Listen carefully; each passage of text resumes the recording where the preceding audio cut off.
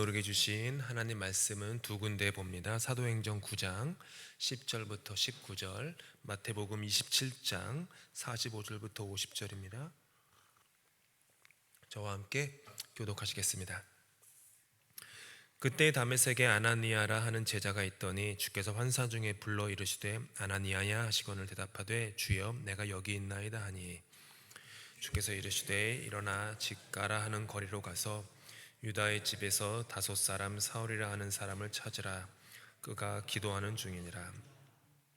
그가 아나니아라 하는 사람이 들어와서 자기에게 안수하여 다시 보게 하는 것을 보았느니라 하시거늘 아나니아가 대답하되 주여 이 사람에 대하여 내가 여러 사람에게 듣사온즉 그가 예루살렘에서 주의 성도에게 적지 않을 해를 끼쳤다 하더니 여기서도 주의 이름을 부르는 모든 사람을 결박할 권한을 대제사장들에게서 받았나이다 하거늘 주께서 이르시되 가라. 이 사람은 내 이름을 이방인과 임금들과 이스라엘 자손들에게 전하기 위하여 택한 나의 그릇이라. 그가 내 이름을 위하여 얼마나 고난을 받아야 할 것을 내가 그에게 보이리라 하시니 아나니아가 떠나 그 집에 들어가서 그에게 안수하여 이르되 형제 사울아 주 곧 내가 오는 길에서 나타나셨던 예수께서 나를 보내어 너로 다시 보게 하시고 성령으로 충만하게 하신다 하니 즉시 사울의 눈에서 비늘 같은 것이 벗어져 다시 보게 된지라 일어나 세례를 받고 음식을 먹음에 강건하여지니라. 아멘. 마태복음 말씀입니다. 제6시로부터 온 땅에 어둠이 임하여 제9시까지 계속되더니 제9시쯤에 예수께서 크게 소리질러 이르시되 엘리 엘리 라마 사박다니 하시니 이는 곧 나의 하나님 어찌하여 나를 버리셨나이까 하는 뜻이라. 거기 섰던 자 중 어떤 이들이 듣고 이르되 이 사람이 엘리야를 부른다 하고 그 중에 한 사람이 곧 달려가서 해면을 가져다가 신 포도주에 적시어 갈대 꿰어 마시게 하거늘 그 남은 사람들이 이르되 가만두라 엘리야가 와서 그를 구원하나 보자 하더라. 예수께서 다시 크게 소리 지르시고 영원히 떠나가시니라. 아멘.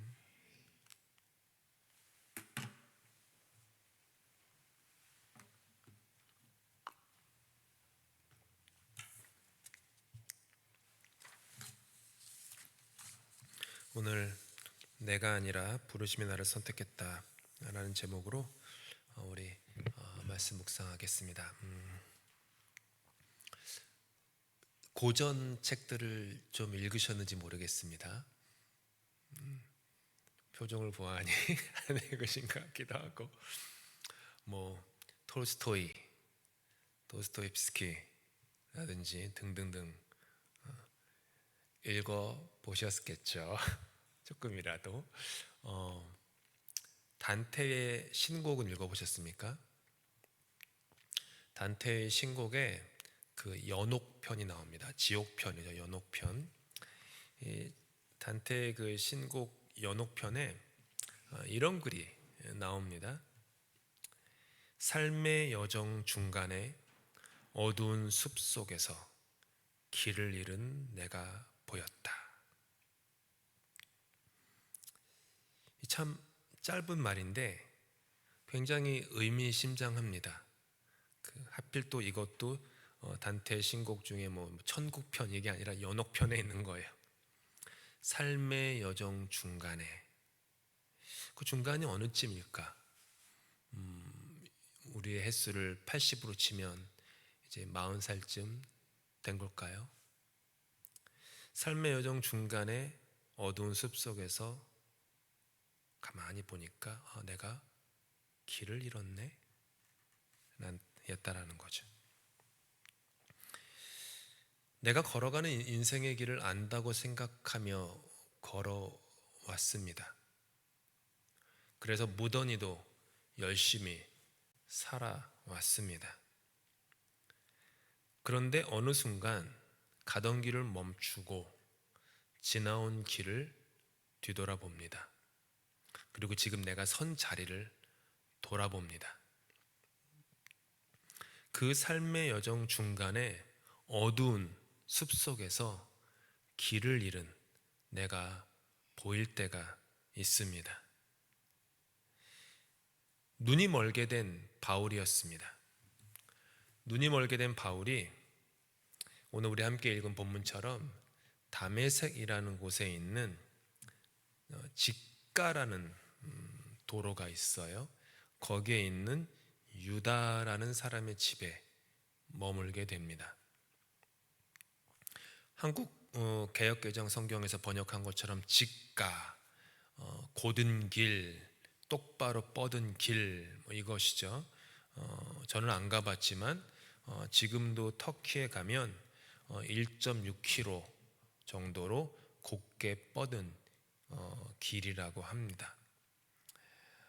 모든 길들이 당시에는 지형에 따라서 구분 길이었기 때문에 이렇게 거의 2km에 달하는 곧게 뻗은 길은 고대 사회의 명물이었습니다.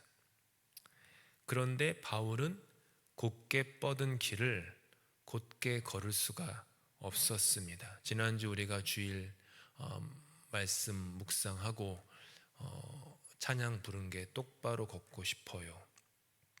똑바로 걷고 싶은데 똑바로 걷지 못하는 우리의 인생입니다. 근데 똑바로 내가 걷지 못하고 있구나라는 걸 알면 그나마 괜찮습니다. 근데 내가 대부분의 경우는 내가 똑바로 걷고 있지 못하다는 사실도 모를 때가 많죠. 바울이 그랬습니다. 바울은 직가라는 길을 똑바로 걸을 수 없었습니다. 그 이유를 성경은 뭐라고 얘기하냐 하면은 눈이 멀었기 때문이다. 영적인 눈이 먼 거예요. 지금 바울이 육신의 눈이 먼 것뿐만 아니라 영적인 눈이 멀었기 때문입니다. 그래서 바울은 다른 사람의 손을 의지해서 직가를 걸어갈 수밖에 없었습니다. 다른 사람의 그 손을 의지하는 인생, 내가 인생의 목표를 세우고 이 길이 맞는 길이야, 이 길이 하나님께 영광이 돌리는 길이야, 하나님 나라는 이래야 돼 라는 생각으로 곧게 자기가 걷는다고 생각했지만 그거는 바울의 착각이었습니다. 하나님 보실 때 바울은 마치 만취한 사람이 자기가 똑바로 걷는지도 모르면서 똑바로 걷는다고 착각하여 걸어가는 그런 모습에 불과했습니다. 그래서 바울의 눈을 멀게 한 겁니다. 바울의 눈이 육체 눈이 멀어서 직가를 똑바로 걷지 못한 게 아니라 하나님의 메시지는 너는 처음부터 그랬다. 두 눈 똑바로 뜨고도 나를 똑바로 믿지 못하고 두 눈 똑바로 뜨고도 성경 한 절 똑바로 읽지 못했고 두 눈 똑바로 뜨고도 제대로 예배 한 번 드린 적이 없었다. 지금 이 시간까지 바울이 읽은 성경 통독의 횟수가 얼마이겠습니까? 저와 여러분보다 월등히 많을 겁니다. 지금 이 나이대의 바울이 율법학자로서 암송하는 성경 구절은 얼마나 많겠습니까? 이때는 신약 성경이 없었으니까 구약 성경, 그 긴 성경을 줄줄이 외웠을 것입니다. 수많은 신학 서적들을 섭렵하고 지금까지 바울이 드린 예배는 얼마나 많았겠습니까? 제사는 얼마나 드렸겠습니까? 그런데 하나님은 참 그러는 거예요. 너는 단 한순간도 성경을 제대로 읽은 적이 없다. 너는 단 한순간도 예배를 드린 적이 없다. 충격적인 거죠. 그래서 다른 사람의 손에 의지해서 직가를 걸을 수밖에 없었습니다. 신앙의 여정이 쭉 뻗은 길이 아니라 꾸불꾸불한 길처럼 여겨집니다.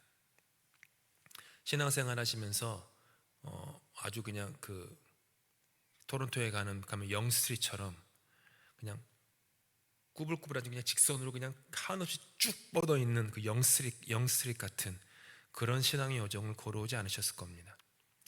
가다가 여기로 갔다가 저기로 갔다가 꾸불꾸불. 근데 오늘 말씀 묵상하면서 제가 깨달은 것은 신앙의 여정이 굽은 것이 아니라 내 안에 있는 욕망이 나의 여정을 굽게 만드는 겁니다. 하나님이 나에게 원하시는 신앙의 길은 직가 곧게 뻗은 길인데, 내 안에 있는 욕심과 욕망이 나로 하여금 내 영혼의 눈을 멀게 해서 내 앞에 놓인 신앙의 길은 똑바로 뻗은 길임에도 불구하고 꾸불꾸불 걷게 만드는 겁니다. 나의 욕심, 나의 욕망, 헛된 자아가, 부질없는 그런 것들이 나의 발걸음을 비틀거리게 하고 구불거리게 해서 술 한 모금 마시지 않았는데 만취한 사람처럼 인생을 살게 하는 겁니다. 그래서 주님께서 이렇게 말씀하십니다. 함께 읽겠습니다. 시작. 누구든지 제 목숨을 구원하고자 하면 잃을 것이요, 누구든지 나를 위하여 제 목숨을 잃으면 찾으리라. 아주 중요한 말씀입니다. 아주 중요한 말씀이에요. 구원받고 찾아진다라고 지금 말씀하셨잖아요. 구원받고 찾아진다. 이거는 직가를 곧은 걸음으로, 똑바른 걸음으로 걷는 인생의 여정을 뜻합니다. 그런데 욕망과 욕심의 노예가 되어서 나의 인생거리가 비틀거립니다. 내 걸음이 비틀거리니까 잃어버립니다. 뭘 잃어버릴까요? 제일 처음 잃어버리는 사람이 바로 나 자신입니다. 나를 잃어버려요. 아까 단테 그 신곡 연호편에 나온 것처럼 삶의 여정 중간에 길을 잃은 내가 보이는 거예요. 나를 잃어요. 그리고 또 잃는 게 무엇인지 아십니까? 다른 사람을 잃어버립니다. 다른 사람의 걸음을 비틀거리게 해요. 그러니까 내가 비틀거리면 내 옆에 있는 사람의 걸음걸이조차 비틀거리게 됩니다. 바울은 비틀거리면 살았어요. 다른 사람도.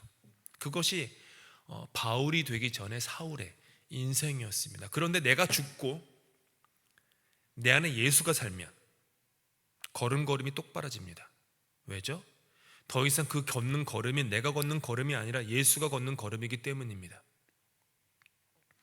우리가 매주마다 누가복음을 보고 있지만 누가복음을 아주 그냥 잘게 쪼개서 보고 있어요. 근데 만약 제가 한 1시간 정도 누가복음은 이런 복음서입니다라고 이제 강해를 하게 되면 제가 누가복음의 굵직한 주제만 제가 얘기해야겠죠. 누가복음에 나오는 예수님은요, 분명한 방향을 가지고 자기의 인생을 걸어가시는 분으로 그려집니다. 예루살렘, 저기가 내가 가야 할 곳이다. 내가 저기서 죽어야 한다. 다른 성경 어디보다 누가복음은요, 예수님의 이 결연한 방향성, 타협하지 않는 목표, 예루살렘, 저곳, 내가 거기를 가야 된다. 거기서 죽어야 된다. 내가 계속 그렇게 막 몰고 가요. 그렇게 쭉 이야기 자체가. 그러니까 굵직한 흐름이 있어요. 뭡니까? 내가 죽고 예수가 내 안에 살면 내 안에 예수께서 걸어가시는 그 똑바른 길이 세워지는 거예요. 그래서 바울의 나중 고백, 예수 믿고 난 후의 고백을 한번 들어보십시오. 한번 여기 없네요. 제가 까먹고 안 넣었습니다. 이 갈라디아서 6장 17절이에요. 잘 하시는 말씀. 내가 내 몸에 예수의 흔적을 지니고 있다. 내가 내 몸에 예수의 흔적을 지니고 있다. 예수의 흔적이 내 안에 있으니 예수께서 걸어가시는 그 걸음이 나의 걸음이 된다는 거예요. 예수님께서 보시는 것이 내가 보는 게 되고 예수님께서 듣는 게 내가 듣는 게 된다. 더 이상 나의 어떤 체면, 이름, 욕망, 욕심 이런 것들이 나를 집어삼키지 않는다. 그래서 바울, 그는 예수 믿고 나서 온전히 거듭나 인격적으로 만나니 내 안에 내 몸이라고 하잖아요. 내 생각 속에 예수가 있는 게 아니에요. 지금 바울이 내 개념 속에 예수가 있다, 나의 뭐 아이디어 속에, 기발한 아이디어 속에 예수가, 이게 아니에요. 뭐라고 해요? 내 몸에 있다고 하잖아요. 내 몸에 예수의 흔적이 있다. 그러면 내 몸이 걷는 걸음들이 직가 똑바른 걸음이 된다. 그 예수의 흔적이 뭐죠? 십자가의 흔적입니다. 당연하죠. 내가 내 몸에 예수 십자가의 흔적을 지니고 있다. 또 바꿔 얘기하면 내가 내 몸에 예수 십자가 고난의 흔적을 지니고 있다. 머리가 아니라 내 몸에. 그래서 바울이 바울에게 하나님께서 사도행전 오늘 본문 16절에 바울의 앞으로의 인생을 이렇게 말씀하세요. 아나니아에게 한번 읽어봅시다. 시작. 그가 내 이름을 위하여 얼마나 고난을 받아야 할 것을 내가 그에게 보이리라. 그가 내 이름을 위해서, 내 이름이 하나님의 이름을 위해서 얼마나 고난을 받아야 할 것을 그에게 보이리라. 좀 안 좋지 않습니까? 이제 예수 믿는 거예요. 예수 믿자마자 예수님이 이러는 거예요. 내가 이제 내 이름을 위해서 너가 네 인생의 앞으로 어떤 고난을 받아야 할지 너에게 보여줄 거야. 바울은 주님을 당신의 나라를 위한 도구로 택했어요. 근데 그게 무슨 도구예요? 영광의 도구가 아니라, 사람들의 박수갈채의 도구가 아니라 고난의 도구로 택하셨다라는 거죠. 고난의 도구로 사용하시려고 부르셨다. 이해하기 어렵습니다. 이것은 근데 바울이 어쩔 수 없이, 원치 않지만 예수 믿는 것 때문에 고난의 길을 걸어야 한다라는 그런 뜻이 아니에요. 16절, 오늘 좀 전에 읽은 16절의 뜻은 바울이 고난의 길을 택한다라는 거예요. 자기 스스로 고난의 길을 택하는 사람이 됐다라는 거예요. 다른 말로 표현하면 이거예요. 나를 잃어버림으로써 도리어 살아나는 인생을 살게 될 것이다. 무기력한 포기가 아니라, 그냥 무기력한 고통이 아니라 더 좋은 것을 얻기 위한 내려놓음이라는 거예요. 아이니가 아기였을 때, 아장아장 걸어 다닐 때 이렇게 지금 소천하신 그 집사님이 귀여이 여기셨어요. 그래서 가끔 이렇게 교회에서 뭐 좀 동전을 좀 주셨어요. 저희도 이제 뭐 동전을 좀 주죠. 그러면 뭐 50센트, 뭐 1달러, 2달러 이렇게 동전을 받아요. 그러면 이제 그것 갖고 이제 뭐 동전이 있으면 처음에 돈을 모르는데 어디 가면은 그거 갖고 뭘 사니까 자기가 좋아하는 거 사잖아요. 그러니까 이게 좋은 거구나 이제 그때 알게 되는 거죠. 그럼 막 좋아해요. 근데 어느 날 이렇게 그 동전을 딱 주셨다가 주운 다음에 아니다 아이나, 오늘은 기분 좋다, 옛다, 내가 5달러인가 10불인가 주려고 지폐를 주시는 거예요. 아내가 그걸 받았게요, 안 받았게요? 퀴즈예요. 받았게요, 안 받았게요? 안 받죠. 아니 2달러가 더 소중한데, 지금 이 동전인데, 이거는 쟤는 처음 보도 종이 쪼가리인데, 아무리 봐도 이상하게 생긴 종이인데, 한 번도 써본 적이 없는 종이인데 어떻게 그걸 받습니까? 여기 손에 지금 그게 1불인지 2불인지 모르겠어요. 근데 그게 더 소중한 거예요. 그러니까 꽉 쥐고 안 놓는 거예요. 그러니까 집사님 막 웃으면서, 이 녀석아, 이게 더 커, 넘버가 더 큰 거야 이게. 그래도 안 놔요. 그게 우리입니다.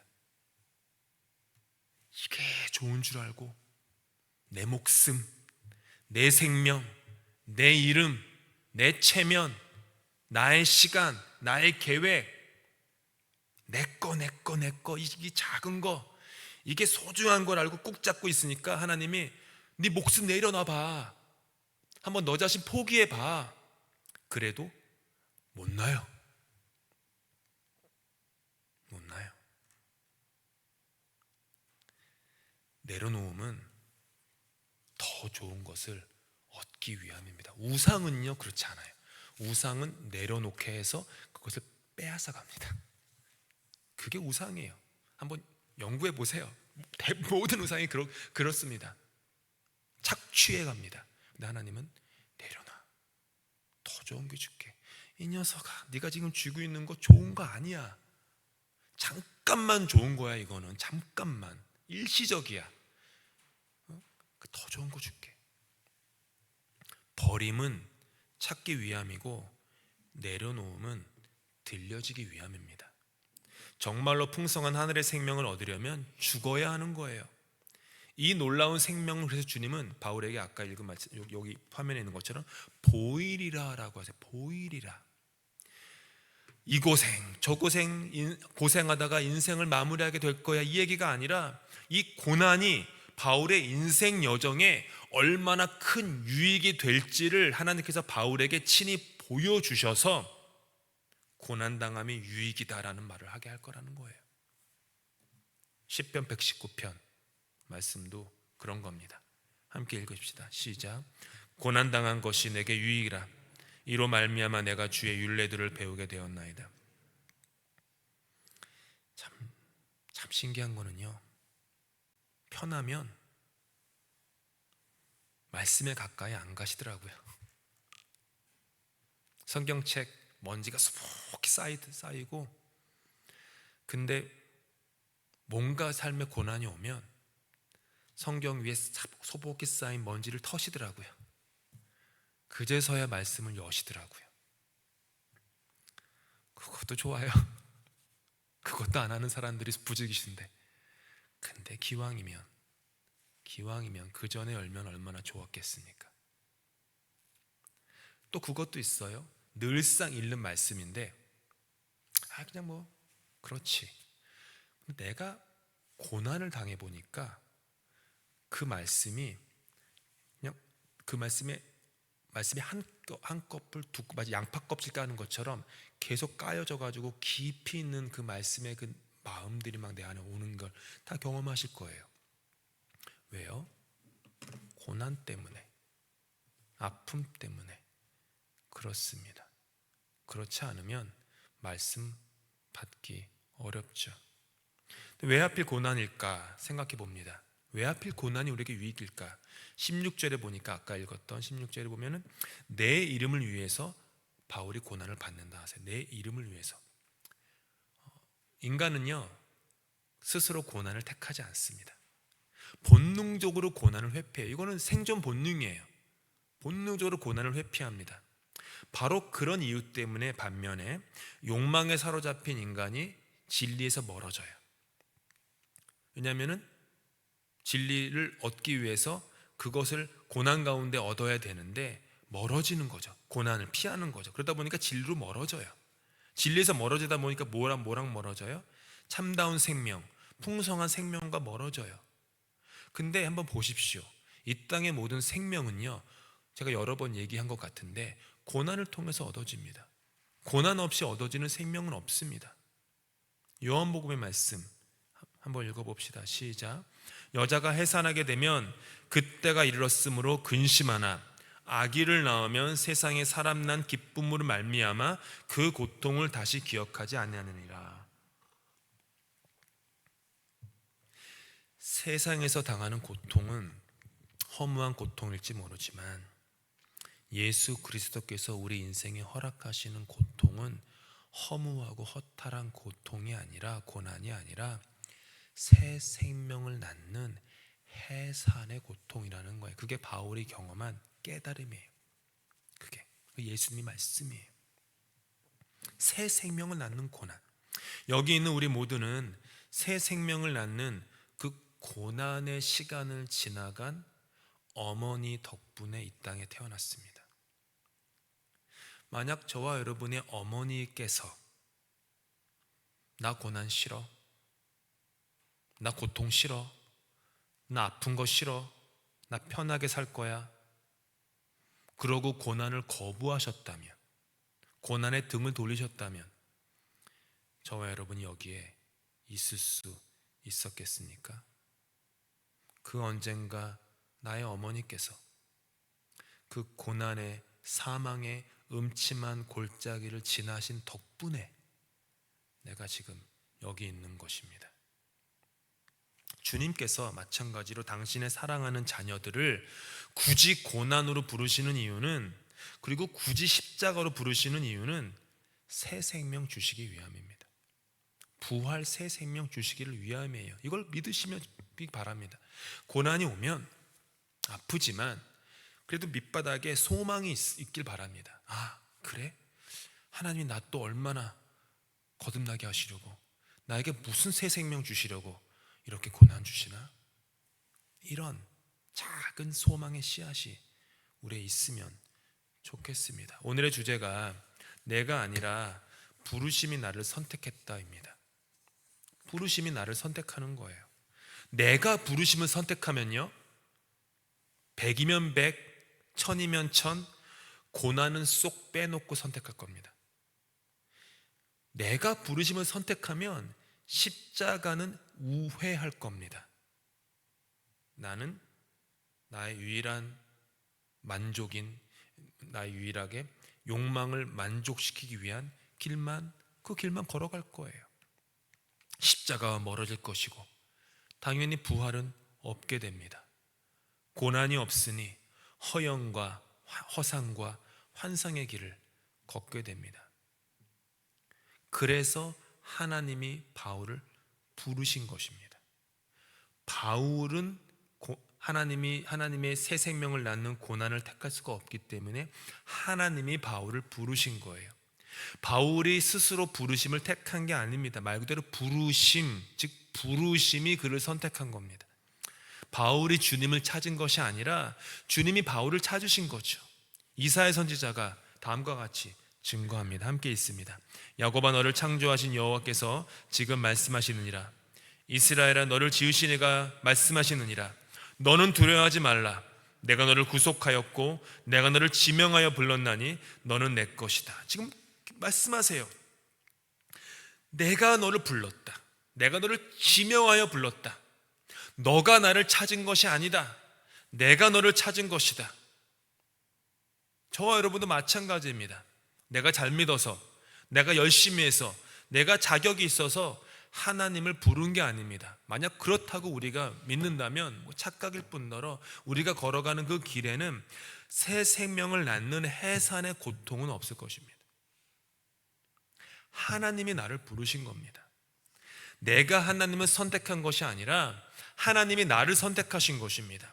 내가 하나님을 부른 것이 아니라 하나님이 나를 부르신 것입니다. 그렇다면 내 인생이 어떤 모양으로 어떻게 고난과 사망의 음침한 골짜기를 걸어갈지라도 나를 부르신 그 하나님이 나를 절대로 놓지 않으신다라는 그 확신, 그 용기, 담대함이 우리 안에 있습니다. 내가 죄 때문에 욕망의 눈이 멀어, 욕심의 눈이 멀어 하나님을 붙잡은 나의 손을 놓을지라도 나를 붙잡은 하나님은 절대로 나를 포기하지 않아 라는 그 확신 가운데 걸어갈 수 있는 것입니다. 제가 개인적으로 알고 존경하는 목사님이 젊은 시절에, 저보다 훨씬 젊은 시절에 얘기죠. 많이 뭐가 힘드셨나 봐요. 인생의 고난이 너무 많으셔가지고 한 달인가 두 달인가 집 밖을 나가시지 않으셨어요. 점점점 몸이 마르시고 믿는 사람이니까 스스로 목숨은 끊지 못하겠고 그냥 이렇게 살다가 이렇게 그냥 연명하다가 죽어야겠다. 그 정도로 삶이 허무하고 우울했다고 합니다. 그래서 쉽지 않죠. 그렇게 자기를 벼랑 끝으로 내몬다라는 게 쉽지 않죠. 그때 그렇게 막 점점점 말라지고 그냥 마치 이세벨이 살기가 등등해가지고 내가 너를 죽일 거야 라고 할 때 엘리야가 도망가가지고 로댓나무 아래에서 나 스스로 목숨을 끊지 못하겠으니까 주님 나를 데려가십시오 라고 그냥 이렇게 우울증에, 그 우울증이잖아요. 심각한 우울증에 빠져가지고 자빠져 있는 엘리야의 모습과 똑같죠. 그때 방구석에 박혀있는 작은 십자가가 말을 걸더래요. 그분께 말을 거는 거예요. 누구야? 이름을 부르면서 나는 너를 절대 포기하지 않아. 딱 그 말이 들리더래요. 십자가에서 누구야? 나는 너를 절대로 포기하지 않아. 네가 네 삶을 내려놓을지라도, 네가 나를 버릴지라도 나는 너를 포기하지 않아. 그게 십자가예요. 그 십자가의 음성을 듣고 일어나셨어요. 그리고 몇십 년 목회하시다가 은퇴하시고 지금도 활발하게 활동하시죠. 그게 부르심입니다. 십자가가 그거예요. 하나님이 나를 부르시는 거예요. 내가 너를 사랑한다. 내가 너를 포기하지 않는다. 우리는 그런 부르심에 응답하면 우리의 걸음은 직가를 걸어갑니다. 똑바로 걸어갑니다. 그런데 나의 욕심, 욕망, 그러니까 나 자신의 이름을 선택하면 내 앞에 직가가 놓여도 걸음걸음은 비틀거릴 수밖에 없습니다. 그런데 여기에 또 은혜가 있어요. 하나님은 우리가 하나님의 부르심에 올바르게 응답하지 못해서 삐거덕거리고 비틀거려도 애따 나 너 그냥 관둘래 하시지 않고 계속 우리를 부르신다라는 거예요. 기억하실지 모르지만 우리가 아브라함 제가 강의 설교할 때 성경을 자세히 보면은요, 하나님이 아브라함을 첫 번째 부르신 곳이 갈대아 우르였어요. 갈대아 우르. 근데 아브라함은 갈대아 우르에서 하나님의 부르심을 받고 길을 떠났는데 직선으로 직가로 가야 할 가나안으로 가지 않고 우회해가지고 하란으로 올라가 버려요. 그 하란은 갈대아 우르의 자매 도시, 달의 신을 섬기는 상업이 활발한 대도시, 보다 안전하고 보다 보장이 되는 인생의 길을 선택한 거. 그리고 거기서 13년 동안 주저앉아 있었습니다. 그러니까 다른 말로 하면 아브라함은 저와 여러분이 그렇게 존경하는 아브라함은 하나님의 아브라함을 부르신 부르심에 실패했다라는 거예요. 13년을 머문 거예요. 13년을. 근데 하나님은 그런 아브라함을 포기하지 않고 하란에 있는 아브라함에게 찾아가셔서 부르셔요. 본토 친척 아비집을 떠나 내가 내게 지시할 땅으로 이제는 가라. 그때 아브라함이 그 길을 다시 떠납니다. 그 이후에도 아내 사라가 누이라고 두려움에 사로잡혀가지고 거짓말해가지고 아내가 남의 남자 아내가 될 뻔한 위기를 한 번 겪었는데 좀 이따 또 겪어요. 2번이나. 그런 아브라함이었지만 하나님이 계속 그를 찾아가시는 거예요. 그리고 그렇게 비틀거리는 그를 붙잡고 똑바로 걸어갈 수 있도록 하나님이 그의 삶을 여기로 가야지, 이렇게 가야지, 에이 거기 아니야 툭툭툭 치시고 거기도 아니야.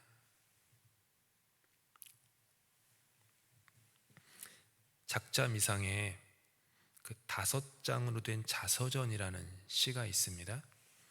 화면에는 안 갖고 왔고요. 제가 천천히 그 5장으로 된, 그 5개의 장으로 된 시라는 거죠. 굉장히 제가 좋아하는 시기도 한데 이렇게 한번 읽어드릴게요. 1장. 난 길을 걷고 있었다. 길 한가운데 깊은 구덩이가 있었다. 난 그곳에 빠졌다. 난 어떻게 할 수가 없었다. 그건 내 잘못이 아니었다. 그 구덩이에서 빠져나오는데 오랜 시간이 걸렸다. 2장. 난 길을 걷고 있었다. 길 한가운데 깊은 구덩이가 있었다. 난 그걸 못 본 채 했다. 난 다시 그곳에 빠졌다. 똑같은 장소에 또 다시 빠진 것이 믿어지지 않았다. 하지만 그건 내 잘못이 아니었다. 그곳에서 빠져나오는데 또다시 오랜 시간이 걸렸다. 3장. 난 길을 걷고 있었다. 길 한가운데 깊은 구덩이가 있었다. 난 미리 알아차렸지만 또다시 그곳에 빠졌다. 그건 이제 하나의 습관이 되었다. 난 비로소 눈을 떴다. 난 내가 어디 있는가를 알았다. 그건 내 잘못이었다. 난 그곳에서 얼른 빠져나왔다. 4장. 내가 길을 걷고 있는데 길 한가운데 깊은 구덩이가 있었다. 난 그 구덩이를 돌아서 지나갔다. 5장. 난 이제 다른 길로 가고 있다. 이게 5장으로 된 작자미상의 그 자서전이라는 내용이에요. 난 이제 다른 길로 걷고 있다. 실패하고 구덩이에 빠졌지만 오늘 바울처럼 이제 나의 눈을 가리고 있던 비늘이 벗겨진 겁니다. 바울이 비늘이 벗겨지고 세례를 받지 않습니까? 세례는 뭐예요? 죽음입니다. 바울이 죽었을 때 그 눈에서 비늘 같은 것이 벗겨진 거예요. 놀랍지 않습니까? 예수의 이름으로 물에 들어가. 인간은 호흡을 하지 못하면요 죽습니다. 물에 들어가는 이유는 제가 세례받는 캔디데이트에게 늘 강조하지만, 물에 들어가는 것은 인간은 호흡의 존재이기 때문에 물에 들어간다는 것은 죽는다라는 거예요. 그래서 당신은 세례받을 때 상징적으로 죽는 것입니다. 옛자에, 욕심에, 욕망에 죽는 것입니다. 물을 나오게 되면 제일 처음 하는 게 뭐죠? 후 하고 숨을 들이마십니다. 뭐예요? 새 생명을 내 안에 받아들이는 겁니다. 그게 세례예요. 그게 세례입니다. 바울은 세례를 받았을 때 죽었습니다. 나왔을 때 다시 살아났습니다. 비늘 같은 것이 벗겨진 겁니다. 그들을 사로잡고 있던 자기 욕망, 자기 중심주의, 이기심 같은 게 다 사라진 거예요. 그래서 눈에 비늘이 벗겨지니까 더 나은 유익을 위해서 기꺼이 자발적으로 고난의 도구가 되었던 겁니다. 그래서 바울은 진심으로 고백할 수 있었습니다. 함께 읽읍시다. 내가 달려갈 길과 주 예수께 받은 사명, 곧 하나님의 은혜의 복음을 증언하는 일을 마치려 하면은 나의 생명조차 조금도 귀한 것으로 여기지 아니하노라. 내가 아니라 부르심이 나를 선택했다. 잊지 마십시오.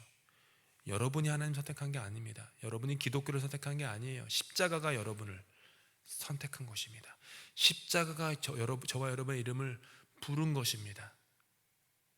고난의 도구로 부른 것입니다. 강조드리지만 그냥 고통하고 그런 게 아니에요. 더 나은 삶의 길로 불렀다라는 것입니다. 십자가에 달리신 예수 그리스도를 마음에 새기십시다. 그리고 십자가에서 그 십자가 너머의 부활을 향해 걸어가시는 예수 그리스도를 바라보십시다. 그러면서 내가 부르신 하나님 아버지 뜻을 따라서 십자가까지 걸어가야지. 그 십자가까지 나아가야지. 십자가가 나를 선택했지. 그 마음으로, 그래, 십자가는 나를 포기하지 않아. 십자가는 내 아들을, 내 딸을 포기하지 않아. 십자가는 저 성도님을, 저 친구를 절대 포기하지 않아. 십자가는 내 남편을, 내 아내를 포기하지 않아. 십자가는 이 런던 한인 교회를 절대 포기하지 않아. 십자가는 이 런던 사회를 포기하지 않아. 이 믿음으로 다시 한번 십자가 앞에 나아갈 수 있는 저 여러분 되실 수 있기를 주님으로 축복합니다. 기도하시겠습니다. 사랑의 하나님, 내가 하나님을 찾은 줄 알았는데 하나님이 나를 찾은 것이었습니다. 내가 하나님의 이름을 부른 줄 알았는데 하나님이 나의 이름을 부르신 것이었습니다. 내가 십자가를 붙잡았는 줄 알았는데 아니었습니다.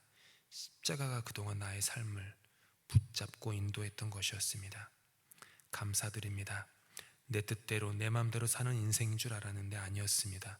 주님의 뜻대로, 주님의 계획대로, 주님의 부르심대로 살아가는 인생이었습니다. 감사합니다. 주님, 내일 일은 모르지만, 어떤 것이 다가올지 모르지만 지금까지 나를 인도한 십자가가 내일도 모레도 신실하고 성실하게 생명의 길로 인도하실 줄을 믿습니다.